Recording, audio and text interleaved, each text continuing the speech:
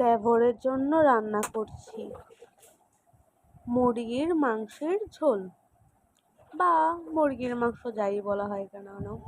প্রথমেই ফ্রাই প্যানে সর্ষের তেল ভালোভাবে গরম করে তার সাথে দিয়ে দিচ্ছি দুটো শুকনো মরিচ, একটি এলাচ, একটি তেজপাতা আর এক টুকরো দারুচিনি।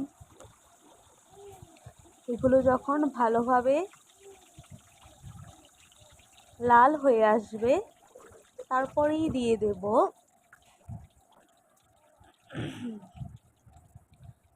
পেঁয়াজ কুচি। আমি আগে থেকেই পেঁয়াজগুলো কুচি করে কেটে রেখেছিলাম, তারপরে দিয়ে দেব পেঁয়াজ কুচি।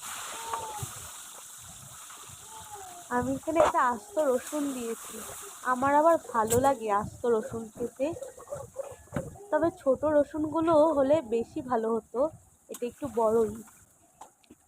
ছোট রসুন ছিল না, তাই কী করবো বলো। তারপর দিয়ে দিলাম সামান্য পরিমাণ মতো লবণ,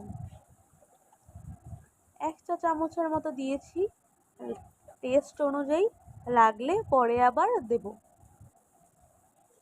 যখন পেঁয়াজগুলো ভালোভাবে ভাজা ভাজা হয়ে আসবে একদম লাল লাল করে, তারপর মুরগিগুলো দেব।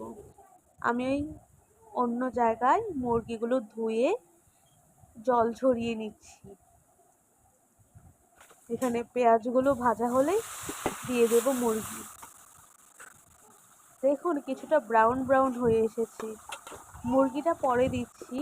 এখানে আমি দিয়ে দিলাম আদা রসুনের পেস্ট, ব্লেন্ডারে ব্লেন্ড করে নিয়েছি। তারপর দিয়ে দিয়েছি পরিমাণ মতো মরিচের গুঁড়া, ধনে গুঁড়া, জিরের গুঁড়া, 1 চামচ করে দিয়েছি, যেহেতু মুরগি কম তাই। এখন মশলাগুলোকে ভালোভাবে কষিয়ে নেব। তারপর দিয়ে দিচ্ছি এখানে রাঁধুনি মিক্সড মুরগির মশলা। এই মশলাটা দিলে মাংসের স্বাদ আরও বেড়ে যায়, তাই এই মশলাটা দেওয়া আর কি। তোমরা চাইলে এখানে স্কিপও করতে পারো, কোনো অসুবিধা নেই। মশলাটা যখন ভালোভাবে কষে এসছে তখনই দিয়ে দিলাম মুরগির মাংসগুলো। এখন মশলাগুলোর সাথে মুরগিটাকে ভালোভাবে মিশিয়ে নিচ্ছি এবং অল্প আছে মাংসটাকেও কষিয়ে নেব।